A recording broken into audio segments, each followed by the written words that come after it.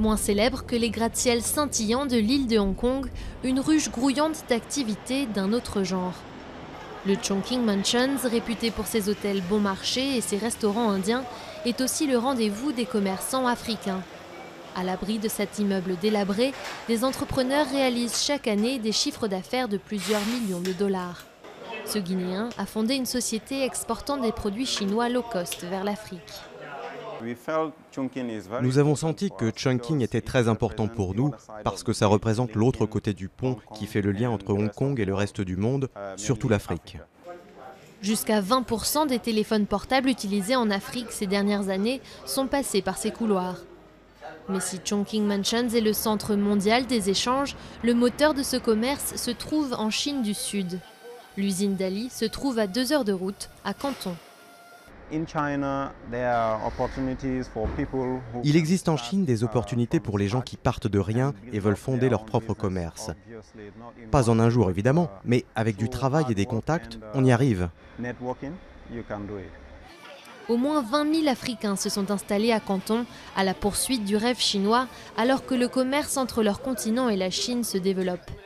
Bon nombre d'entre eux habitent dans ce quartier surnommé Little Africa ou de façon plus osée, la ville chocolat. Dans un pays où les préjugés sont monnaie courante, être un entrepreneur africain peut s'avérer difficile.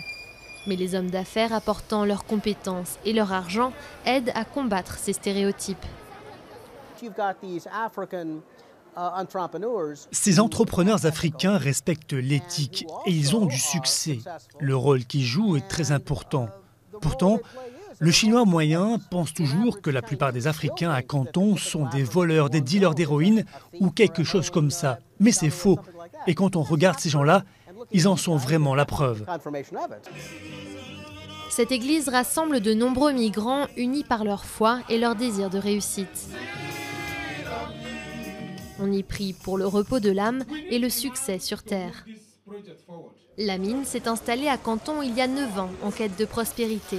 Mais faute de parler la langue, il a eu des difficultés pour développer son commerce. Aujourd'hui, avec l'aide de sa femme chinoise, il a ouvert sa propre usine qui emploie plus de 40 ouvriers locaux. Pour les relations avec les Chinois et les choses comme ça, c'est elle qui s'en occupe.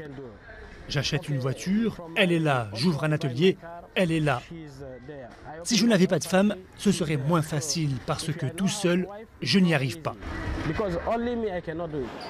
De retour à Hong Kong, Ali reçoit une nouvelle livraison en provenance de Chine continentale. Avec un nouveau produit qui doit être lancé cette année, il ne laisse pas de place au doute.